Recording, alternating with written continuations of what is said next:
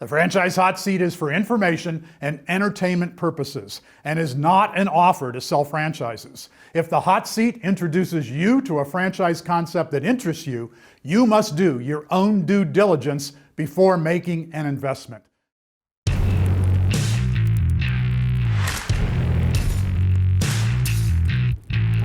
Welcome to the Franchise Hot Seat. I'm your host, John Hayes, Director of the Franchise Center at Palm Beach Atlantic University. In this episode of the Hot Seat, we feature an emerging franchise concept that will be evaluated by our dream team. At the end of the session, each member will score the potential of the concept by holding up a cold seat, warm seat, or hot seat. Let me introduce you to the dream team for this presentation. These elite executives are superstars in their industries and in franchising. CEO of United Franchise Group, Ray Titus. Co-founder of Crank Enterprises, a venture marketing company, Ryan Margolis.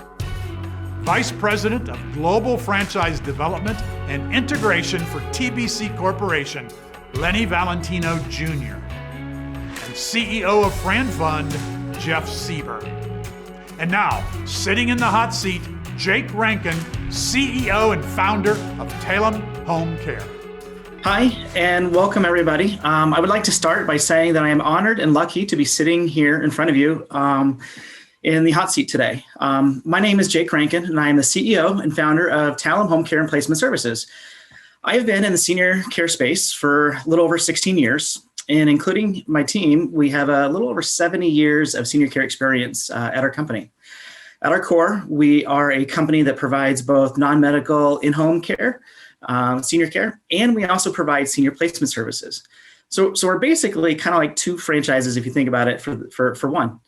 But we are much more than that. We look for elite franchise partners who are family and community-minded, who share our philosophy of care, our core values, and our partnership approach. A big piece of understanding who Talem is understanding our why. Back in 2013, kind of a personal story, I was forced to experience something that no one wants to experience. My mother had been battling health issues for years, and it became more serious. As she laid there, she was in the hospital, unconscious in the ICU. I was forced to make extremely difficult decisions alone and without help. And I found myself struggling to get the information from the hospital, from the medical staff that I needed to really understand, plan, and kind of figure out what's next. And you would think that, after being in the industry at that point for over 8 years, and I'm also a certified senior advisor at that point, and spending countless hours helping other families in the same situation, you would think that I was prepared for that and I would have many of the answers I needed.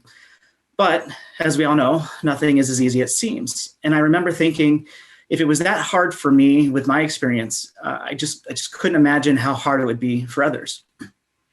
It was this experience that has fueled Talem Home Care since our inception in 2013. It's been our heart and our passion that has really allowed us to empower people to experience the full joy of living. While other brands in our industry and space, they're really busy with the task of being a caregiver, we've created a trusted, safe place that our community and people can turn to as we age with grace to help people experience the full joy of living. Our unique approach to care allows us to help our community really navigate that complicated and confusing healthcare system. Our approach to care is done through a care management model. In addition to being known as a home care agency and a senior care placement agency, we really want to be known as trusted senior advisors, educators, trainers. We want to be an information and resource center. We want to be a shoulder that people can cry on and a rock that people can lean on. This approach has allowed us to create much better, deeper relationships within our community partners and referral sources. It allows for us to share referrals back and forth with our referral partners. But more importantly, it creates a bigger value in the eyes of our clients when compared to those agencies that are just doing the tasks of being a caregiver. And unlike most of our competitors, we also focus on more than just the private pay clients. While we want to focus on and should focus on clients who can afford care, we also work with clients with alternative payer sources, which in return broadens our clientele pool. So we work with state Medicaid programs. We work with long-term care insurance. We also have a veteran program for low-income vets who need help. Our veteran program, we can get care for people 3 to 8 months faster than others. We're also better suited for when Medicare starts to pay for a level of care, which is coming. This is because of our familiarity with the Medicaid system. And the landscape is changing. With minimum wage increasing and the senior care population doubling, not everybody's going to be able to afford care. And so being able to work with alternative payer sources is going to be massively important for agencies like us. So in what seems like an endless sea of competitors, our multiple payer sources, our multiple revenue streams, and our innovative approach to care truly makes us different. It is through these innovations and other innovations that we have, our industry knowledge and experience, that we've been able to stand out and shine. In fact, this has led us to receive 5 different awards in the last 5 months. These awards are a byproduct of not only our passion, but also our approach to franchising. Our model focuses on selling as many territories as we can with as few franchisees as possible. We've created several incentives to encourage our franchisees to not only grow their current territory, but also expand to a second, third, and even a fourth territory. In doing so, this allows us to be a smaller franchise, so we can really focus on the success of our franchisees, creating customized hands-on training and support programs for these franchisees so they don't feel so rushed through training and they don't feel like they're just another piece on the assembly line. We don't need to be the biggest, we just need to be the best, which is why we are honored to be here on the hot seat. Our hope is that we can receive 2 things. The first is mentorship. While we are experts in senior care, and I have become a certified franchise executive, and I have a certificate in franchise management, we would love to continue to learn from franchise experts such as yourself to help us avoid making critical mistakes. Additionally, we are hoping that to earn maybe some additional operating capital through any type of capital investments. While we are doing just fine, the addition of additional capital could help us either hire franchise executives or provide additional resources to help us grow quickly but responsibly. So I appreciate the opportunity and I look forward to taking your questions. Hey, Jake. Well, first of all, I really just want to applaud you and congratulate you on what you've started and the reason behind it too, most importantly, right? Thank you. You're certainly not alone in that category. And that's why I think there's, a big opportunity for you to share that story and separate you from some of the others as well. As you mentioned, there is a sea of competition in that Yes. space, right?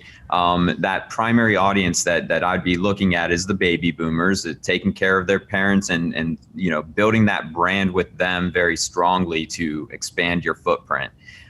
When you're looking at the scalable model right now, I like the fact that you've tapped into the insurance side of things. You've already discovered some of the different avenues that you can grow your business in.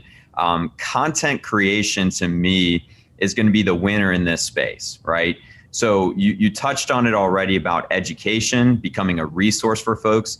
Now, granted, it's tough sometimes to convert education to dollars, right? That's what we're looking in the franchise system. But as the franchisor and what you provide to your franchisees is really what comes of your efforts in marketing and content creation. And that's where you can really separate yourself from the pack a little bit, right? A couple Absolutely. things that I wanted to kind of know about on your side in terms of franchise development right now. What would you say your primary focus is or efforts have been so far?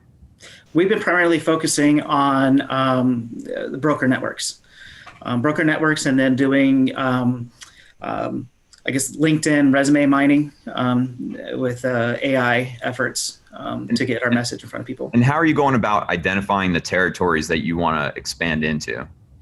Primarily, we're focusing on states that are easier entry barriers. So we're avoiding, states like California, Illinois, New York, et cetera. There are certain states within our industry that you just can't even get a license in. The state does not function licensed. So we're taking a look at, on the flip side of that, there are certain states that have zero licensure.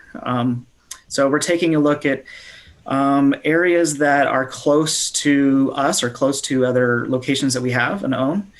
as well as states that have a high senior population and lower entry barriers. So a couple of things that I want to kind of point out and keep on your radar as you're expanding your footprint. And it goes back to the content creation, right? Yep. Because there's so much competition here, I think it's incredibly important to be in touch with your competitors, see where they are, see exactly what they're doing, be in tune with that, and make sure that every time you see your competitor, you want to be in that area 3 times beyond that, right? Absolutely. And part of that is going to be a heavy investment in your brand and content prior to. As you expand your footprint, you'll have a leading edge on some of the others who are selling, in essence, what you're selling, right? And the other thing too is you have to understand, okay, what is it that's unique about, Talem that the others are not doing? There's plenty of other competitors in that space. And one thing that I think you have is you have a great story, but a story is not going to be enough to sell.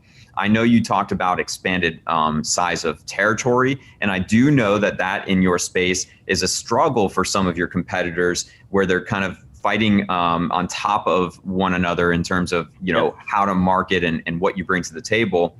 I think the bigger you build a franchise system that is for the franchisee, that really soups them up for success, the edge that you're going to have when they're talking to other people who are, let's say they're looking at your competition, they're saying, okay, if I want to get in the senior care space, here's my options, right? Well, I'm going to go with you because this is what you're going to do for me. This is why you're the clear choice, and you have to separate yourself from the pack. And you could do that in your marketing on the external side, and you could do that on the marketing on the internal side. Absolutely. We've actually identified that quite a bit, and we've started working with a digital marketing firm to help us get out that content more. And then we have another marketing expert we just brought onto the table. We do have, in addition to the differentiators we've mentioned earlier, we have a lot of other differentiators that does makes us different and stand out. On the education and training side, various programs that we've created that helps us service delivery. And so I think you're right. We definitely need to start getting the word out a little bit more. We've been focusing on one other selling local point, and marketing local. One other selling point that I would put out there for yourself, and I'll share it with you, is the fact that I just learned, so you're a graduate of the Titus Center for Franchising. Is that right? So no. No. Unfortunately, I didn't. When I got my certificate, I didn't know the Titus Center was around yet. I went through Georgetown. Okay. Well, we won't hold that against you. The reality is you studied the background of it, right? We see a lot of franchisors stumble into the business. They don't have education behind it. They don't understand some of the details that go into it. So regardless of where you're coming from, you've taken the time, you've done your homework, not just on saying, hey, I've got a passionate story behind this, I'm going to jump into it. No, you've taken a step back. You've really studied franchising from what it sounds like. And that's important, right? That's what I'd be looking for. And if I'm going to invest as a franchisee, I want to know that, the group that I'm putting my dollars into has a strong footprint, has a strong background in this, because it's about building that system that can scale, and that's going to be important. So the deeper you could tell that story, and look, your competition can very much be saying that same thing. So you just have to dig into what is it that's going to get your brand above the rest. And I think you'll have, like I said, plenty of growth. The market share is there. You just need a piece of it. I like the fact that you're saying, hey, we don't have to be the biggest, but we want to be the best. That's important, especially in the space that you're in with senior care.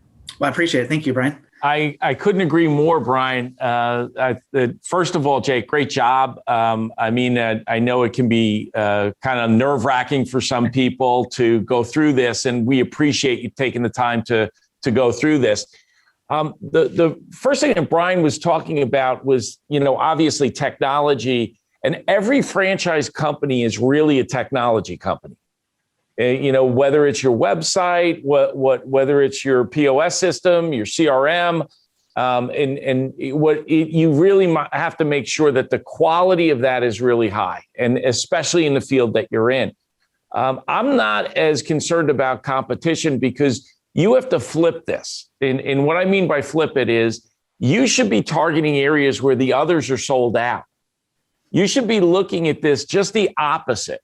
give bigger areas like you're doing, which is excellent, gives your franchise owners even more territory, but the others can't grow in certain markets because they're already sold out. So target those areas and go into those, because there's plenty of older people that are going to need your services. And now you go into a market and you don't have the same competition to sell a franchise. So I look at it just the opposite as maybe some of these other people may look at things when they're looking at franchising, especially in a very crowded field that you're in. But there's a reason it's crowded, because it's profitable. I did not hear enough of what makes you different. I feel like you've got more that you want to tell us, and there's more there behind the scenes, and we'll talk offline, but you've got to be much quicker and precise about what makes Talem different and what are your differentiators. I saw the first thing on that check mark was larger territories, which is excellent. After that, I think it kind of gets watered down. I think you got to really focus on the 2 or 3 things that make you different than everyone else and just kill it on that. And I agree with Brian, focusing on being the best, the highest quality, whether it's, I think the relationship side it really needs to be stressed, especially with working with, my 84-year-old mother-in-law lives with us. Okay. And we have a great relationship, and she just loves the conversation. And so a lot of people out there are lonely. And again, your services can provide that. So I think that, there's something to play off of there as well. But no, I think you're in the right field, obviously, with your background, and you've got some really, really good things in front of you. But you got to do a better job of differentiating yourself from this large field of other people where they're just going to be a number. And with you, they're going to be a person. They're going to be a friend. They're going to be a relationship. And I would really focus on that. And maybe there's a charity that you could tie in with your business model somehow, whether you give a percent to the charity and it ties in with the older generation or whatever. And so I would kind of try to make that more about relationship and building that and being different from all the others out there and why you are different. We are tied in with charities. Actually, we do have a mission to part of our core values is to give back. So we set aside a percentage of our profits to local charities that feed what we do. And then I also require my staff to volunteer in the community an hour a week or 4 hours a month. And great. That's awesome. But it needs to be directed to a charity that will attract older people, or that older people could get behind, and you just kind of zero it in on that. But you've got the infrastructure there, and that sounds excellent. So I think you're on the right path. You just got to tweak some things here.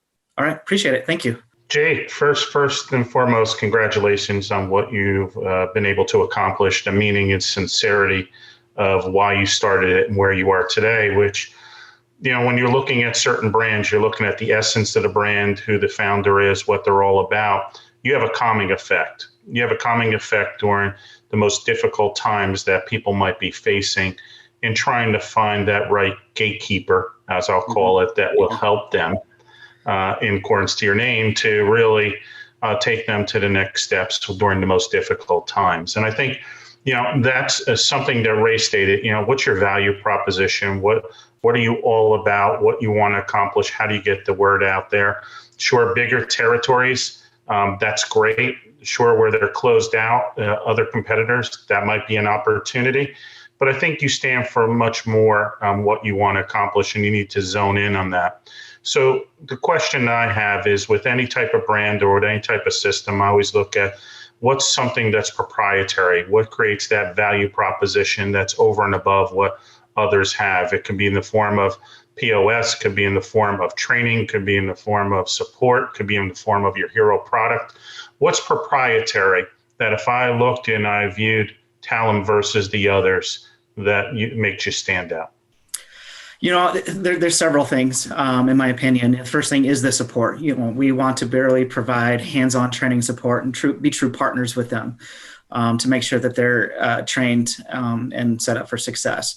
We've created also, well, I mentioned earlier, our veteran program. I think that is something that's very unique, where we can focus on low-income vets who need help with care and get them.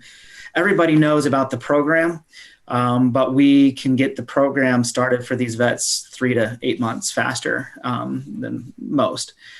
We've also created other service programs. So we have an evidence-based care transition program. We've also created a program that helps combat loneliness, isolation, depression within our seniors. And so those are some of the big points on the service delivery side. I think some of the differentiators and key points on the franchise model side, relates to our territory sizes. We have a royalty reduction program that rewards people for high performance and more territories. And just the fact, like I said, the fact that we have the multiple revenue lines, multiple payer sources really stands out. We do require that every one of our franchisees becomes a certified franchise executive, and they also become certified Alzheimer's dementia care trainers, so they can take that training into the community and use that to generate brand name recognition and draw in clients as well. Mm-hmm. One thing that you mentioned, I wrote down with regards to veterans, because they give to us and they've done so much for all of us that we sit in front of you today, how you're giving back to them. And it seems like that could be a differentiator for you of something that could lend not only from a franchise development perspective, a client perspective, but an organization. So tell me if there's certain things that stand out. I'm always looking for, how do you stand out? First is, like I stated earlier, who the founder is, who you are all about. I hear about veterans in which you're doing it better than others, because that's a differentiator. How have you done it now, and what do you think you can do in the future, and what assistance do you need to get there?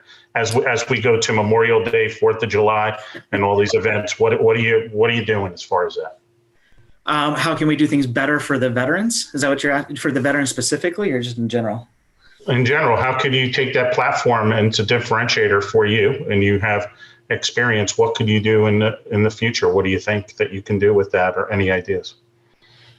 We need to get, well, first of all, we need to do better, like Brian said, in getting our message out of our differentiators and the programs that we have. I think that's something that we struggle on as a brand. I think, just by hearing the conversations I had with you guys today, I need to make that a little bit more clear. I think when it comes to the programs we have, as far as, gearing up for the future, I'd have to do more thought on that, honestly. I think it's really centered around the communication piece. I think we've created a lot of great programs and a lot of great differentiators that expresses the need for what we do. That care management side, and being an information and resource center, being a place that the community can turn to, is all great and wonderful. But without communicating that and them knowing that we're here, I think is really our primary issue right now. Good for you. Okay, understood. And you're basically right to the point, and that's the sincerity that you have, because there's so many veteran organizations in every community that you want to be a part of, and it's something that could be an opportunity. And just from a development perspective, when I look at a brand, I saw reading your FDD, what your corporate location was able to achieve in the level of investment. I do think that is, besides bigger territories, a differentiator that you can put in there with the level of investment and what you've been able to achieve from a corporate perspective. So don't just lend it on larger territory, lend it on the results that you want to convey to the community. Your mission is great, and I appreciate it. I thank you for your time, and I think this is, definitely an interesting sub-segment category. Appreciate it. Thank you, Lenny. Hi, Jake. It's Jeff. Hi.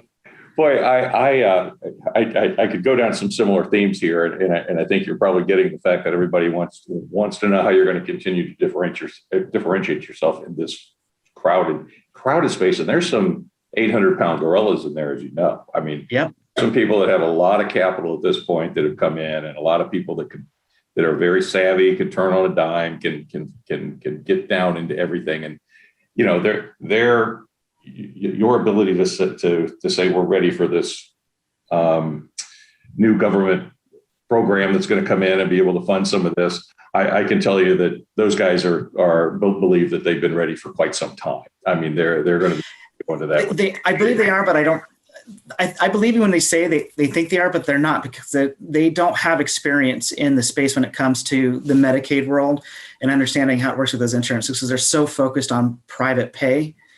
Anyway, sorry to interrupt, but that's kind of no. That's it. And I know you're looking at it right now, but those guys can buy it.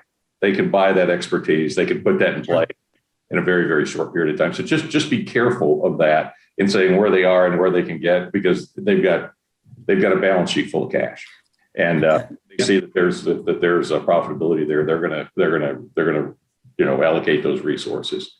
So be careful. The second is that, so let's go. I mean, you got differentiators also with your employees. I mean, we all know the labor market's tight. We all know minimum wage is going up. We all know the Department of Labor, I'm sure you're aware, they're going to start enforcing a lot of things under this current administration that they have not enforced over even in the Obama administration. So you're right. DOL much more involved in this business and other businesses. How are you set to make sure that you're paying the overtime that various states are going to require, that's going to fit into the model? And having said that, how are you going to what is your strategy for keeping the independent person that says, I can do this, I don't need anybody around me, and I'll do it for $10 an hour? How do you keep that? What are your thoughts in that area? Couple of things. The independent caregiver is really pretty easy to combat against, because the Department of Labor has put standards in place where even if they don't work through an agency, if you were to hire an independent caregiver, if you're telling them what time to be there and what duties to do, you'd have to provide workers' comp and unemployment insurance. And so there creates a risk there for the individual consumers to not go through an agency like ourselves. Now, when it comes to the recruiting efforts and retention efforts, we are constantly trying to address that. And what we have done is we've partnered with vendors, a lot of different vendors, but one in particular that not only do they process our payroll and they monitor and manage our workers' comp and unemployment claims, they provide for free, essentially, a couple of things. They provide recruiting experts who will actually place the ads and do the screening and do a lot of the recruiting efforts at no cost to our franchisees. So compared to our competitors, that's an expense that our franchisees don't have to have. In addition to that, we can tap into their employee benefits, because we're basically part of a PEO group, if you will. And so we're able to tap into their employee benefits. And so our franchisees can tap into, everything from health insurance, vision insurance, dental insurance, to long-term care insurance, to short-term disability insurance. And even they will provide payroll advances for our staff that we don't have to front.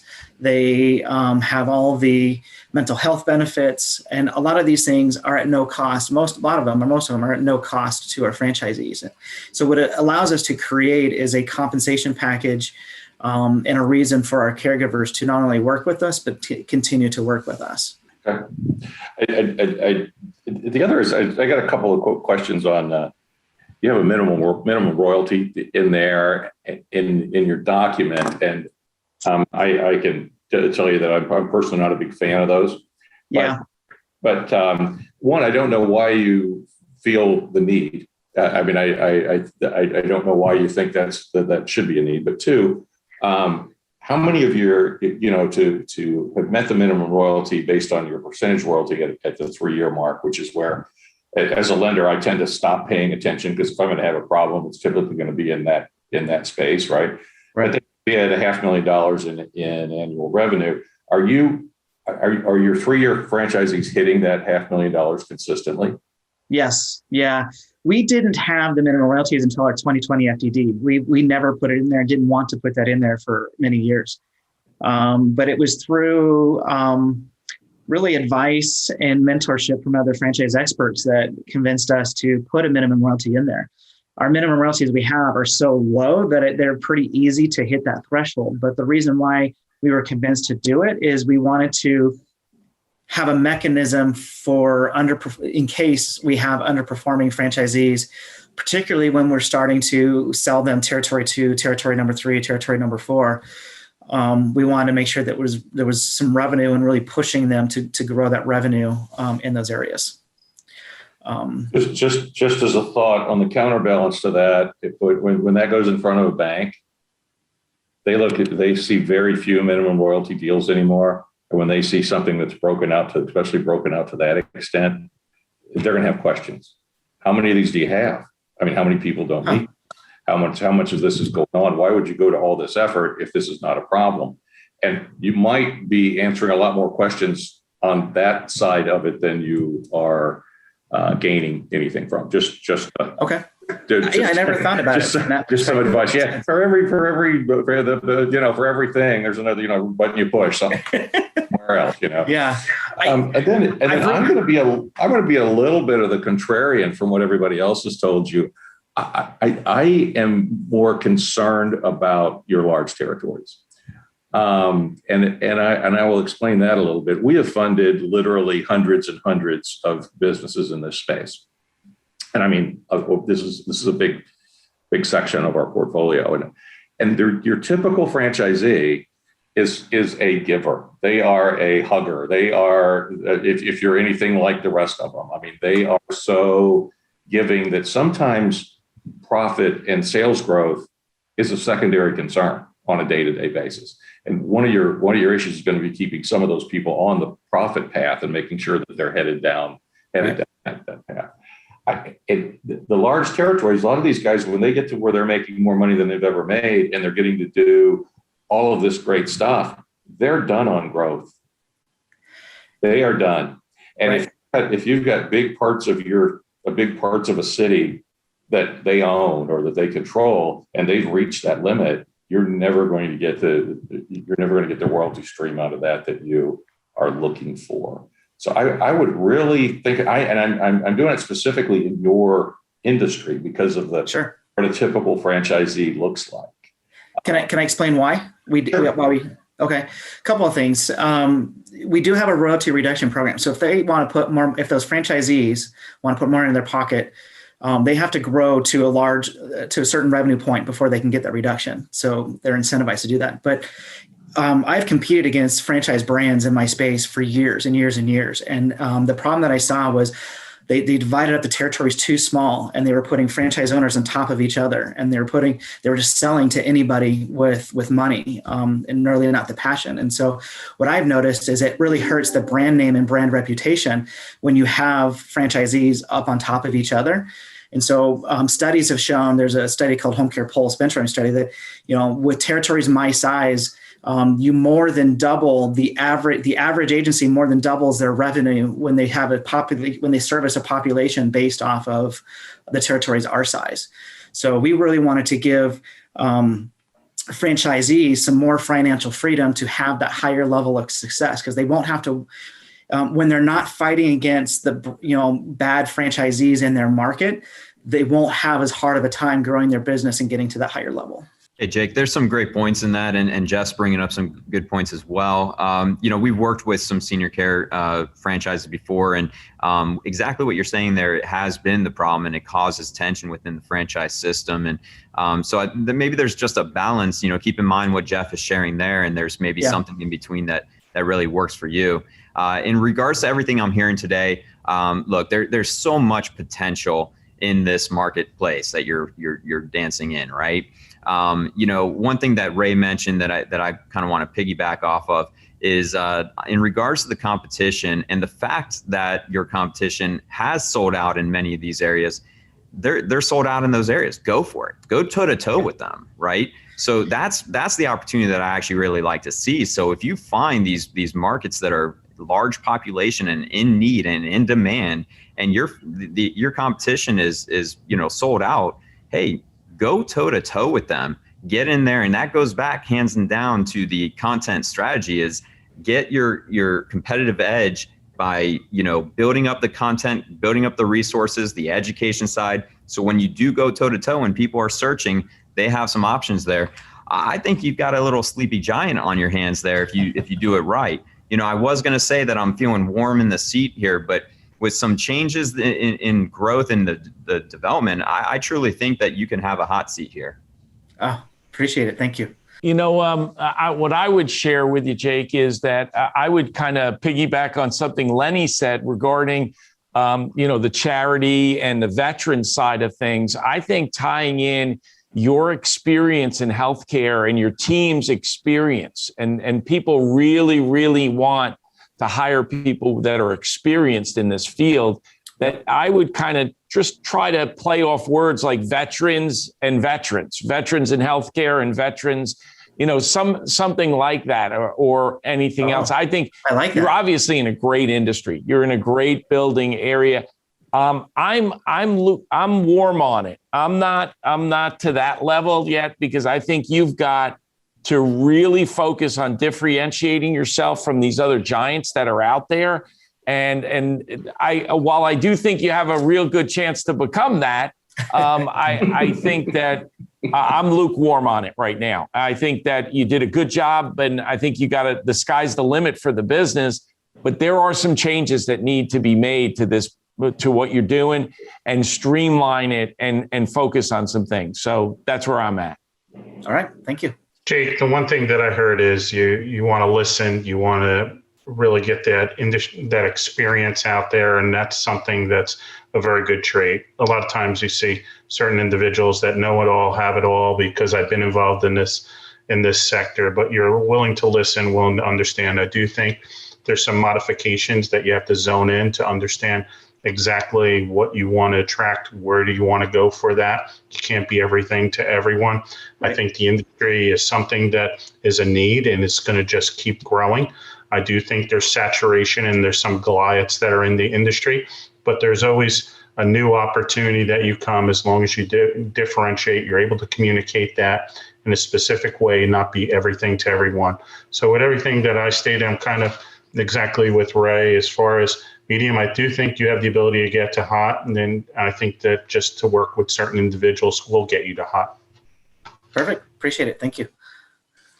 Jake, I obviously love the space, and I story, and I love where you're at. The encouragement here is to keep going and keep getting more information and keep feeding it in, and keep your competitive information. Continue to get and know everything you can find out about your competitors, where you can, to Lenny's point and Ray's point, you can exploit those weaknesses. It may mean go try to get into those hard to get into states and figure that out. I mean, you might have a real channel through there if you're the first to market in those areas.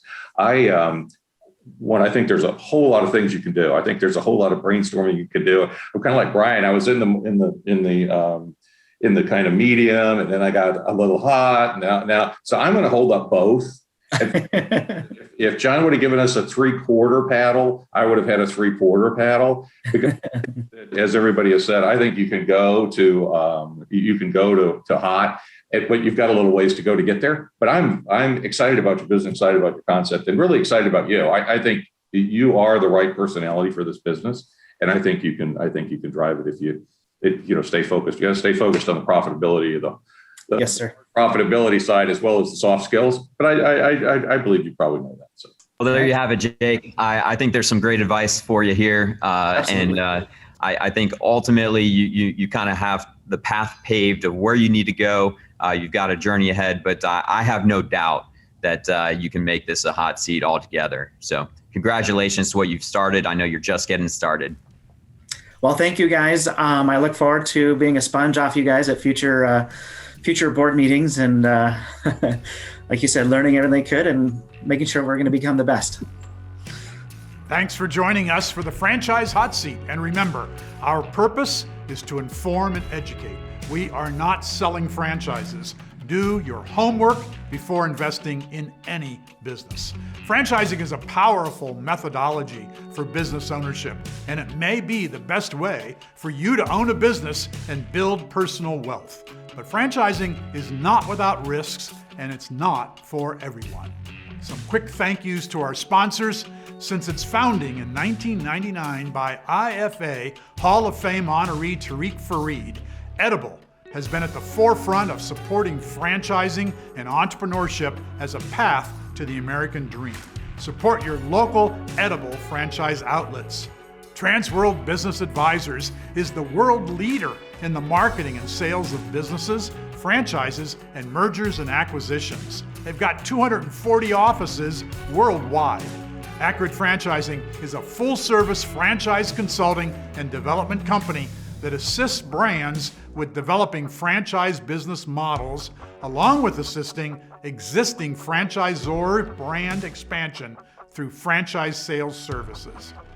Midas Auto Repair Stores, founded in 1956, has grown to over 2,100 locations worldwide. They are ranked number 1 in their category by Entrepreneur Magazine's Franchise 500. Since 1962, customers have trusted Big O Tires for their automotive needs. Big O Tires is expanding in your area as it continues to add to its base of more than 450 locations nationwide. You want to sit in the hot seat? Visit TitusCenterForFranchising.com and let us hear from you. I'm John Hayes, leading the Titus Center for Franchising, where we're educating the next franchise generation.